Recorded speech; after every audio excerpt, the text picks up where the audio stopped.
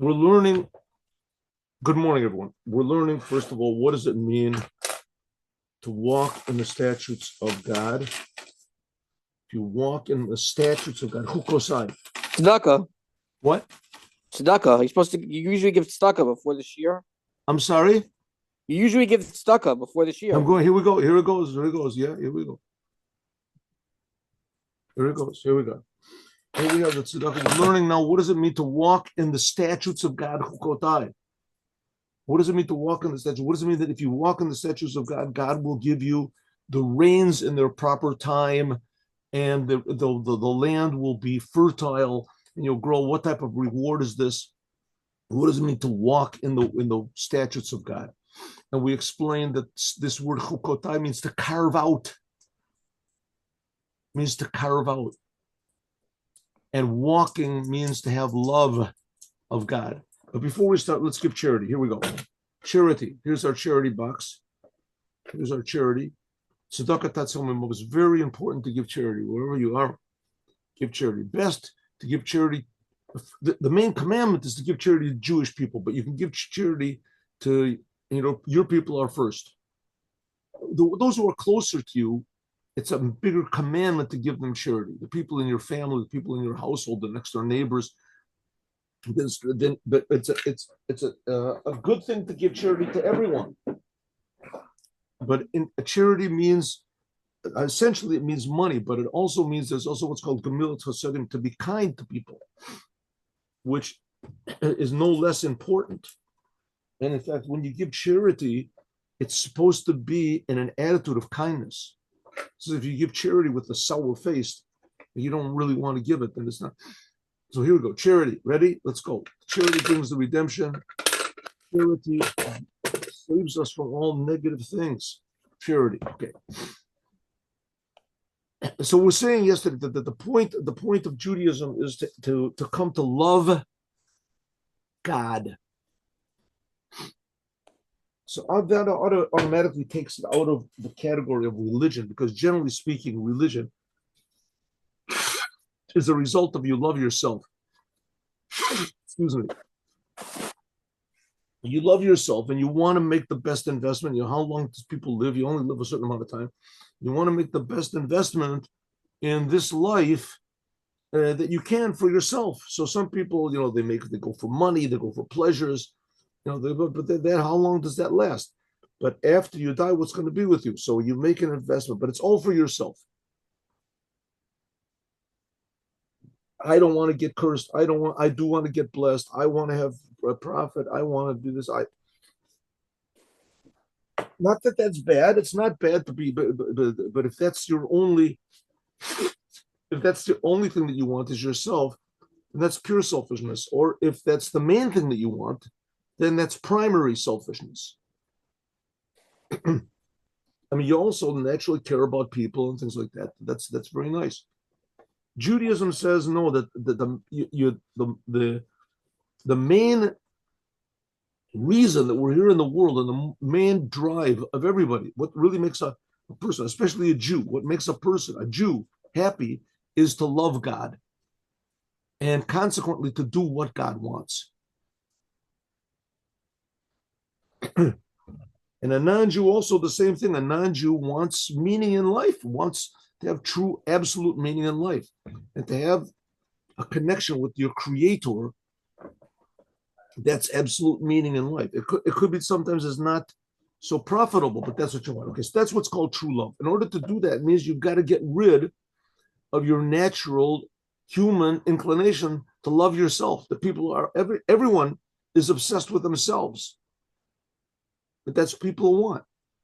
That's what the people are. That's how God created us. So we have to somehow or other work on ourselves. That's also why God created us. That's our responsibility. Because you have to work on yourself in order to get to the truth. That's ideally what university education is supposed to be. Education is supposed to be that people are born naturally ignorant. They're born naturally selfish. And you're supposed to work on yourself, educate yourself, improve yourself, refine yourself, so that you can come to to be a little bit more, I would say, aware of what has to be fixed up in the world, for the sake of the world, for the sake of God, for the sake of your purpose here in the world, not just for yourself. Your purpose is not just to feel good. Okay, so the Rebbe says, in order to come to this, that's what it means telechu, to walk. In order to do this, so you have to work on yourself. There's two ways of working on yourself. It says you have two chakikos, chukotai, my carvings. You have to carve out from yourself. Just like a vessel, he says, like a vessel, you want to make a vessel, a potter. So he works on a vessel from the outside and he works on the vessel from the inside. So the way to work on it from the outside and yourself is to think. Think deeply. Think deeply. What am I doing? What am I doing? What am I doing here in the world? Right? That's what it's supposed to. There's so many self-improvement courses and methods and systems and ideas, self-improvement.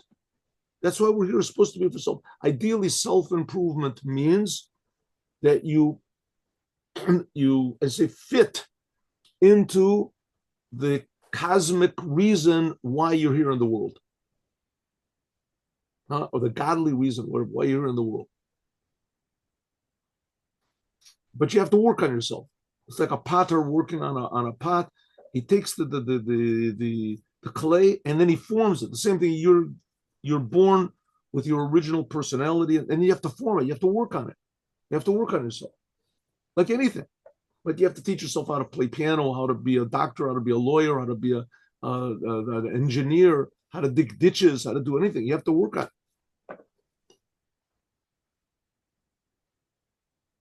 Okay, so it says, therefore, you have to work on yourself. How do you work on yourself? So it says you have to, this is before you come to love. First of all, you have to, what's called contemplate. Contemplate is a little bit different from meditate.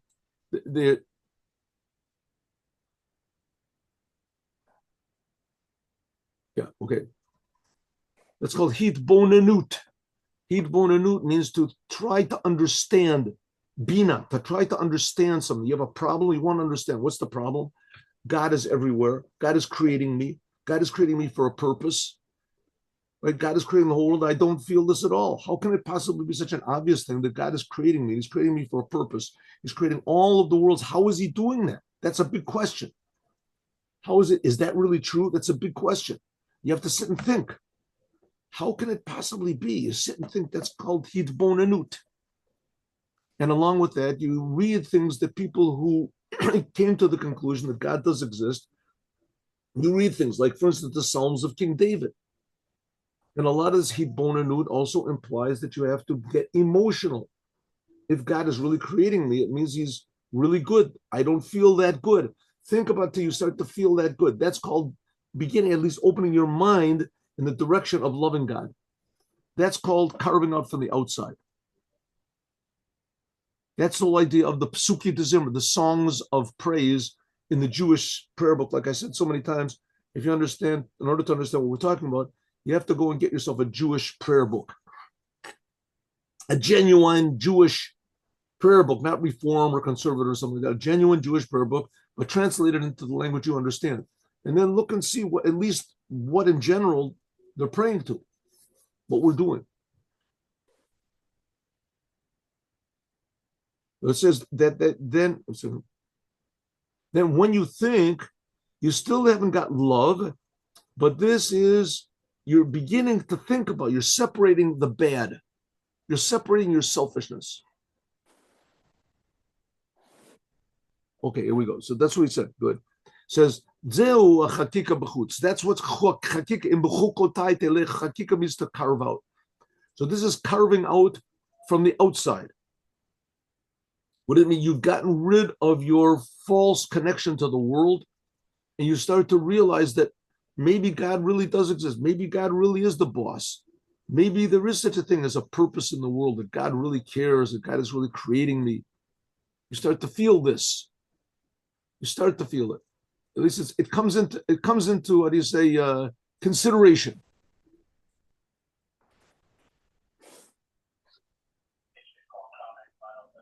Wait a minute.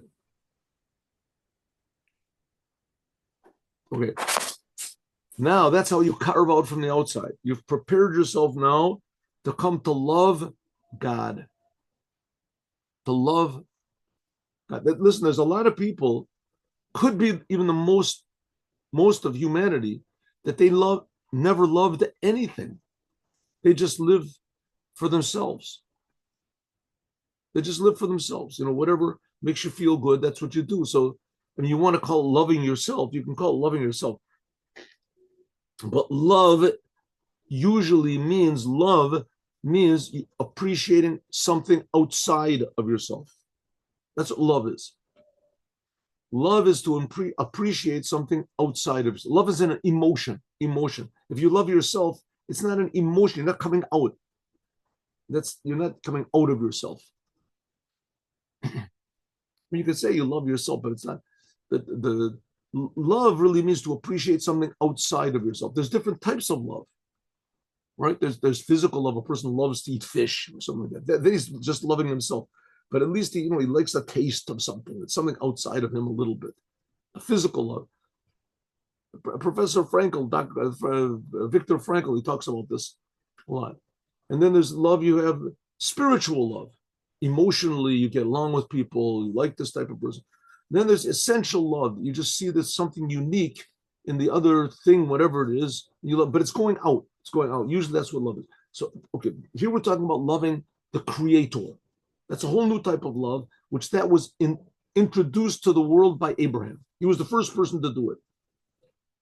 Abraham was the first person to really do it, to really love God totally, to be self-sacrificing for God, not thinking about himself at all. That's Abraham. And he inherited that to the Jews. That's the Jews. But the Jews are trying to teach at least some degree of this to the whole world. That's Abraham was called the father of all mankind. Av Hamon Goyim was called. Abraham was the father of all mankind. That the Jewish people are supposed to teach the whole world about how to love God. Okay, so he says, in order to do this, first of all, you have to think about God. And you have to think about God, and you have to say the Psalms of King David and think about what they mean and how King David was praising God. So it's possible, and you know that it's possible for you. And then you start to realize, not is it possible, it's promised. It's our job. That's what we're supposed to do. Okay. That's carving from the outside. Then there's carving from the inside. What's carving from the inside? It is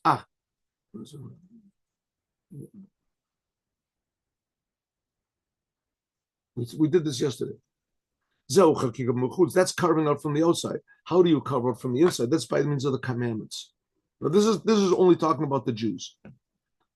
Doing the commandments, the commandments, especially those commandments which are totally not logical, which make no sense. Come on, like the commandment of the red cow, the commandment of tzitzit, these strands you wear on your garments like this, tzitzit, like tzitzit. Tefillin, she'ein behem shum seichel, there's no logic behind them. Right? Go up to a religious Jew, ask, why do you wear these tzitzit? Now, like I said before, everything can have different levels to it. So a person could say, why do I do it? Because everybody does it. Why do it? It says in the Torah, I'm a Jew, I just do what everybody else does. That's one reason. Another reason you could say is, why does it say? Because God told me to do it. God wants us to do it. Why does God want you to do it? Because to remember God all the time. It says, you look at these things, and that's going to make you remember God. You look at these little strands. This is why. I don't know. Nobody understands. That's what God wants. You should wear little strings. What type of God is that?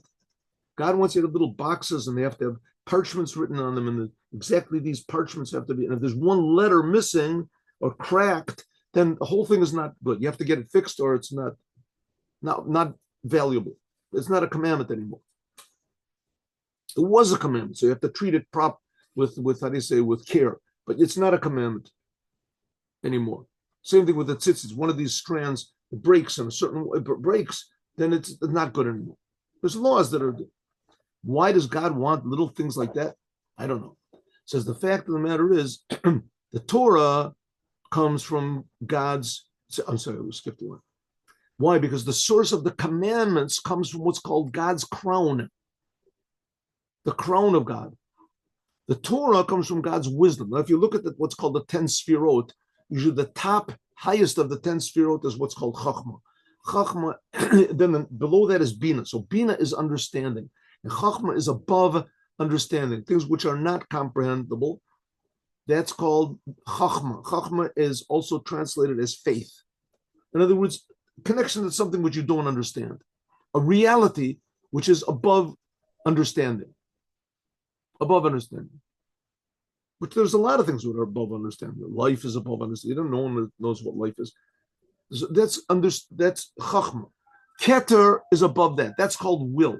The commandments come from God's will. The commandments, the Torah comes from God's wisdom, which is also above understanding. It says the Torah comes from God's comes from God's Chachma, which is above understanding. Chachma.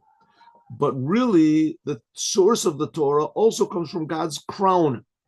God's crown means God's will. The 613 commandments and the 7 commandments of the rabbis, that's the numerical value of crown. Tarach, keter, chaf, taf, resh, keter, crown. Bakal sphira, but in each one of the 10 sphirot that there are of God's personality, there's also what's called a kuma, a whole entire building,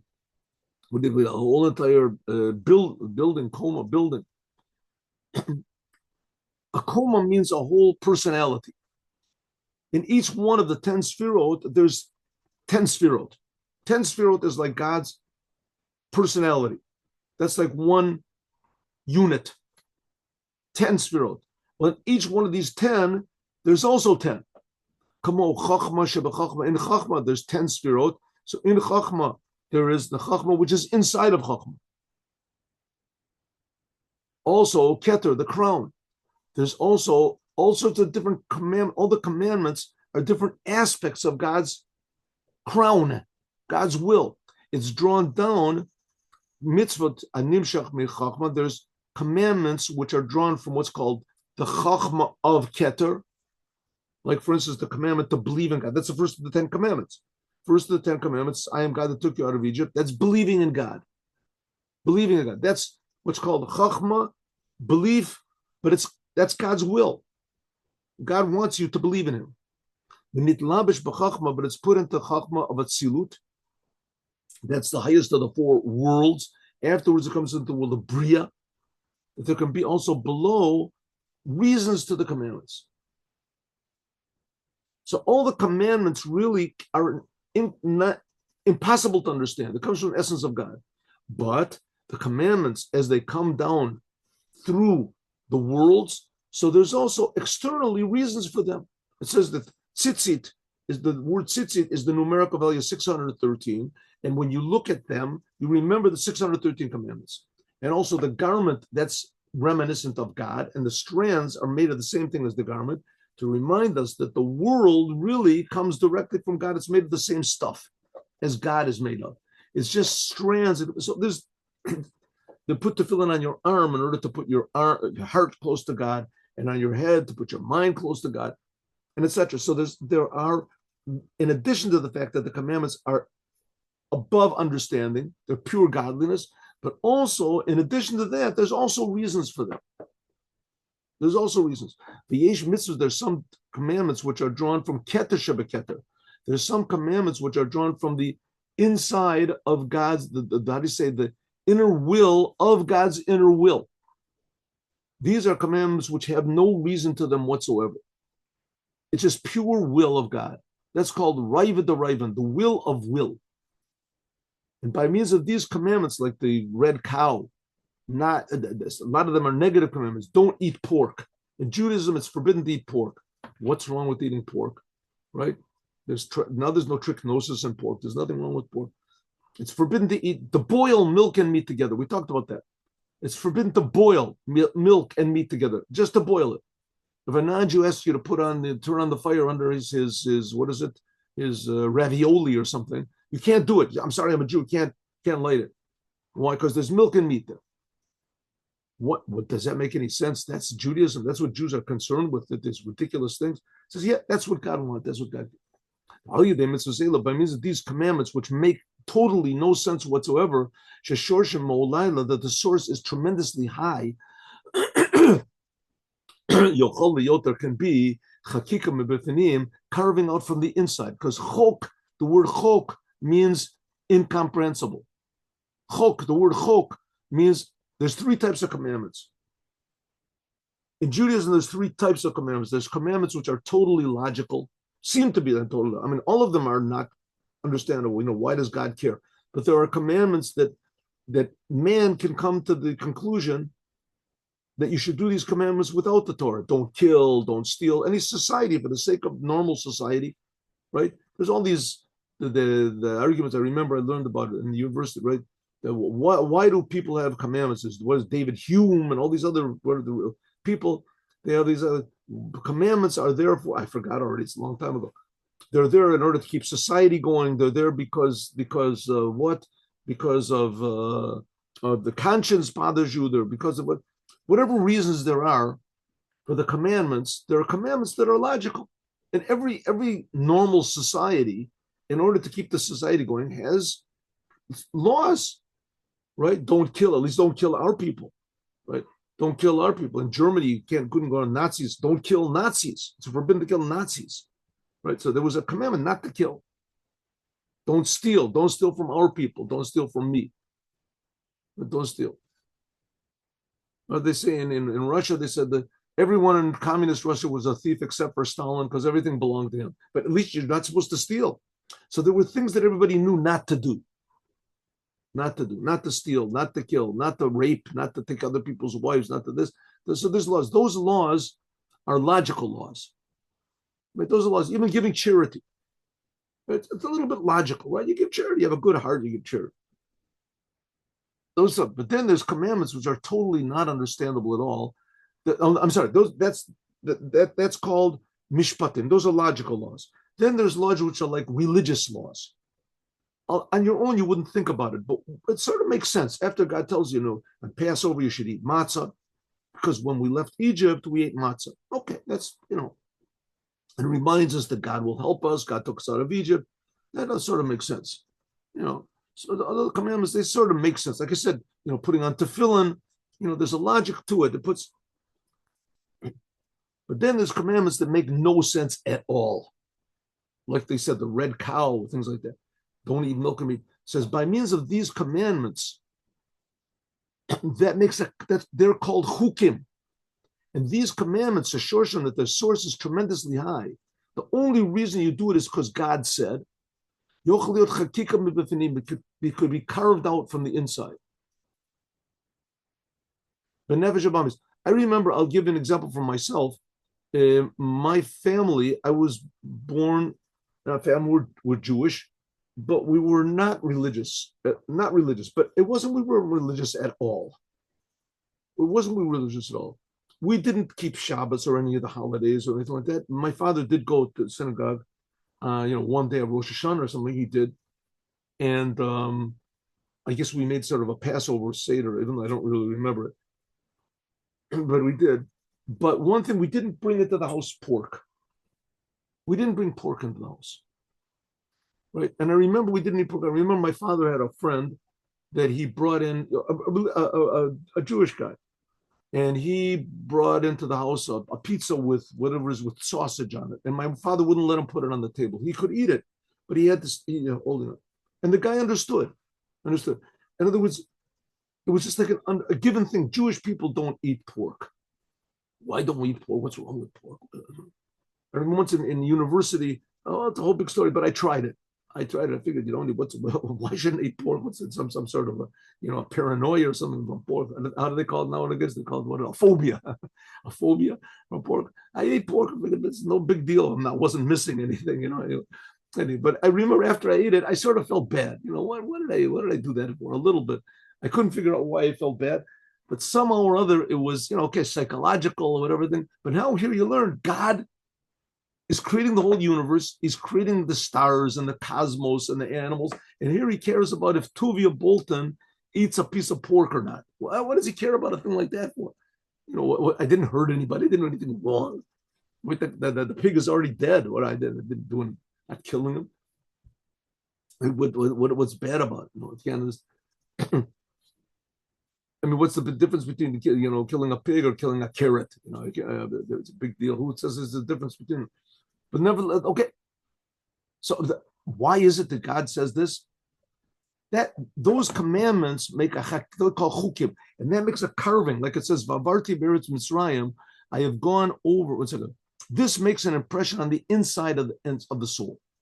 Thinking about God, contemplating about God, that gets rid of the negative things of your soul, and doing the commandments magically has this purification of the inside of your soul. You're doing things from God for God, which with yourself. You could do whatever you want to. And I'm doing what God wants. Why? I don't know. It doesn't make any sense. So the first way of carving out, that sort of makes sense. You think about God, how good God is. King David loved God. I'm going to love God, right? He says all these praises about God. Maybe there's something to it. That's from the outside. That's understandable. But then the inside of your soul is by the commandments. Like it says, like it says, I took you out of Egypt, says God, I, and not any spiritual power took you out, not an angel. That comes from the inside of the animal soul. In other words, the inside of your personality. I went over Egypt, I did it over again. Okay, so there has to be the Jewish people were in the depth of selfishness, the depth of what's called the concealment of God. Klipa means a shell. So the only I, God's essence, had to take the essence of God was what took them out. Liot chakika benefesh abami, there could be a carving out in the animal soul, shielo bechinat ahava, so that it would be able to have love of God in the oneness of God. And this is by means of the commandments. That's why the Jewish people, before they left Egypt, God gave them the commandment of eating the Passover offering. And he also gave them the commandment of circumcising themselves. Because you can't partake of a sacrifice if you are not circumcised. Huh? Imagine going to a restaurant, seeing a big sign over, right? You must, in some restaurants, they won't let you in if you don't have a tie. You have to have a tie on. You can't get in unless you're circumcised. Who's going to go to a restaurant like that? Right? They have a moil at the door standing there. Can I see your pass to get in? Right? That's what happened with the Jews. In this case, they weren't going in; they were going out. That in order to leave Egypt, they had to be circumcised. They circumcised themselves the night before they left Egypt. They had to be. Makes really no sense. So, but God gave them the Sabbath. I mean, it's the opposite of sense. So God gave them the commandments. It says that when they went out, it says, but there was two types of bloods: the blood of the circumcision and the blood of the Passover offering. Not a very good inducement to Judaism, right? You want to join the Marines, you want to join the army, you see the world, you will serve your country. You want to join Judaism, circumcise yourself, and then you can eat from the Passover offering. It says, no, not me. Maybe I'll try to, something else. That's the Jewish people. By means of the commandments, this made them an interpersonal connection to choose the Creator. That's what it means. This is what it means, that the well that was dug by the Sarim, by the leaders, what do we call it, the masters. This is a song that the Jewish people sang when they went through the desert and the Amorites wanted to destroy them. And they waited on these two opposite sides of a big valley that they went through, a big gorge where they went through between the Jewish people, they go between two mountains. They went through this big gorge, what do they call it, between two mountains? and the enemy was standing on the tops of the mountains and like caves in the mountains, and they were going to throw rocks on the Jews. And miraculously, the two mountains came together, and there were where the caves were on this side, there were protrusions on the other side. What I call them stalactites, stalagmites, something. I guess anyway, whatever they come from above and below, stalactites and stalagmites. But these came from this, and they went into the holes and killed the people in the mountains, separated before the Jews got there. And the blood of their enemies came down into this river, which was accompanying the Jews. And the Jews saw these limbs of their enemies, and they realized a big miracle had been done, and they sang a song. And it says the Be'er, this is the well that was dug by the Sarim, by the masters, whatever it is. In other words, God dug this well to make the water that would reveal these limbs. Okay, but it says a well that was dug by the masters. A well. Now, what is a well? A well is a hole. A well is a hole. You dig it down deeply. Dig it down deep. A well is a place where you dig it down, and then it can receive water. The water comes up from the well. It says that's what you have to do in yourself. You have to dig down into yourself, into your personality, in order to be able to receive the love of God. That in Hebrew is in Kabbalah, and it was called, that's the feminine aspect.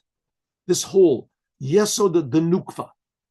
It's called Yesod the Nukva. Now, Yesod that's the organ of procreation. There's Yesod the Duchra. That's the male organ of procreation. That's where the circumcision is made. But the counterpart, feminine, that's called Yesod the Nukva. Nukva also means a whole. That's the feminine aspect.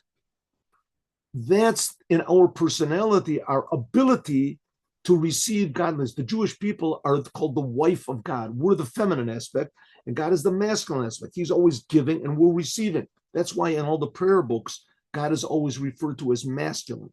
But the Jewish people were feminine. In order to do that, we have to prepare ourselves. Kadei, in order that there should be nukva, the is yesod. Yesod means it's able to connect, to connect be'elokus, to godliness, by means of this arousal we talked about before. There has to be chafira, there has to be a digging. Ki below ze atum kebetula. Without this, it is closed up like a virgin. Right? A woman, amazingly, has this thing which is called virginity. And virginity means that the woman has not yet accepted a male. Consequently, a woman has not accepted a male, means she can't give birth, obviously. Can't give birth. So we're talking about here the Jewish people, we are the feminine aspect of godliness, of God. We're the feminine aspect of creation. God is the masculine aspect of creation. And if we want to be able to be fertile, to give birth to love and to fear, that's the giving birth to, especially to love of God. So first of all, we have to be, able to receive the male. And the male in this case is inspiration from God. So we have to first of all carve out by thinking about God and doing the commandments. That's the whole Zohar. That's where the Zohar is talking about masculine and feminine. It wasn't originated in the Zohar. The Zohar was written, 1,800 years ago? It was originated by King Solomon, which King Solomon was like 1,000 years before that. Right? A little more than 1,000 years. And he wrote in this book, Song of Songs, masculine and feminine. Okay, so now the Rebbe is trying to tell us, and how can we make this digging out? How can we prepare ourselves to receive godliness? It has to be the carving out. How is this chakika?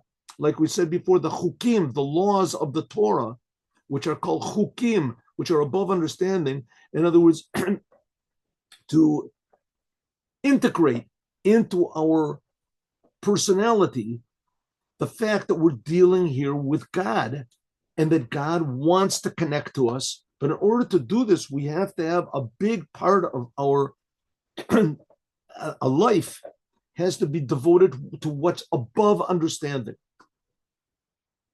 You want to call it faith. You want to call it trust. A big part of our life has to be what's above understanding, to throw ourselves onto the Creator. After all, the Creator is creating us. So to do the commandments because the Creator wants, and to live our lives the way the Creator wants, and then to appreciate the fact that we have a Creator that's creating us, and He's creating us for a reason. That's love. Shehu b'chinas mitzvahs, then the commandments. Then, alfal pikein, nevertheless, hishpashtutzam hu b'chinas chachma. The commandments are above understanding, but the commandments, as they come down to us, they come down into the Torah. In the Torah, God tells us exactly what He wants in the Torah. This is by means of Moses. So the whole business depends on Moses. Remember, we talked about before that these gematrias we had over here is Moses is called the love and fear. And Moshe, he's the person. Moses is the special person, totally unlike anybody else. But his whole job is to inspire us that we also can be totally unlike anyone else. They could really, instead of loving ourselves, which is the constant state of 8.5 billion people in the world, everybody, that we're different. We're Jews, and we're supposed to our whole being is supposed to be devoted to the Creator, and that means to be really, really dynamic in this world, like King David was. To always be positive in any situation, to always be productive in any situation, right? To always be, how you say,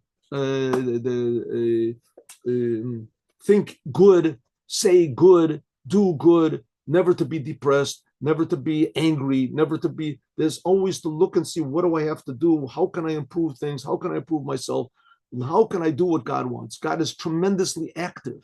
God never rests, so to speak. Lo yanum v'lo yishon. God is creating all these, all these little bugs in the Amazon jungle or whatever it is. He's creating all these stars and all these quarks and all these solar systems, which are 50 trillion light years away. And He's creating everything constantly, all the time creating. And we want to tap into a little bit of this, this positivity. Why is God creating me? Ki af paraduma. Even by what's called the red cow, Namra, it says everything was said by Moses, even the commandments which are not understandable. And this it says, Amarti Achachma, on this, it says, I thought I would be wise. King Solomon said, I thought I would be wise, and it was far away from me. What does it mean it was far away from me?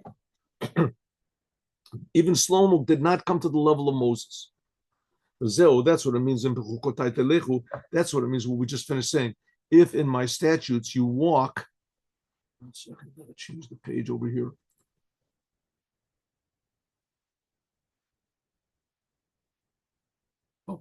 Telechu, what does it mean?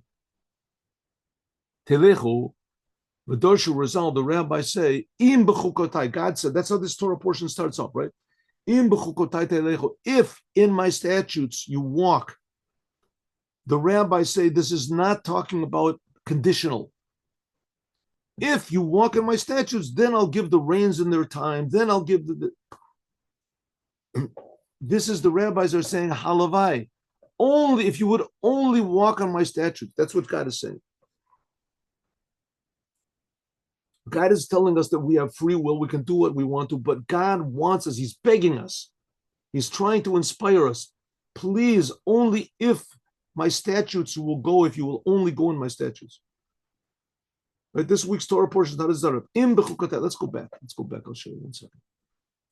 Let's go back 1 minute. Here we go. See, here. That's how this week's Torah portion starts off.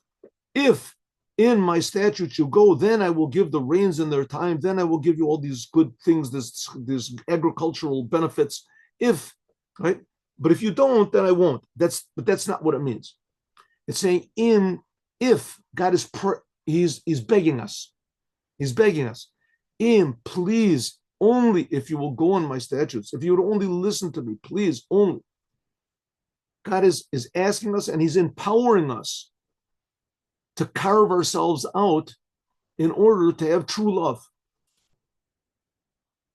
Okay, so here we go. Let's do this. Here we go. Last sentence, and then we'll go. That's what the rabbis say. If the rabbis say, halavai, if only you will go on my statutes. That this going will be in a way of love. To be unified with God's oneness. So therefore, chukotai, if you will want to come to love me, first of all, b'chukotai, there has to be my statutes, my carvings. The outside carving is by means of thinking about God and praying to God and saying the Psalms of King David. And the inside is through the commandments. Because without these two types of carving out, it is impossible that they can have true love. Because you're concerned and you're trapped in your body and in your natural animal soul. So that's what we said. How do you get out of it? By thinking with the intellectual soul. That's what we started off. There's three souls. The intellectual soul. Use your intellect. Start asking questions. Judaism depends on questions. Is what this rabbi is saying over there in this book, is it really true? God really exists. God really cares. God really creates me. God really took us out of Egypt. God gave the Torah. The Torah really came from God. I really should do what it says in this book. My life should be determined by some book, learning in the Torah. But the book was written by the person, by God who's creating you. That's really true. Think about it. That's the external carving out. The internal carving out is doing the commandments. Like it says, Asar Bezikim, a person that's trapped in chains, he can't walk around unless, first of all, he has to break out of the chains. And then he can start walking. The same thing with us. We're chained in our body. We're chained to our egotism. We're chained with our own selfishness. It's automatically, we were born that way. We have to go out of it.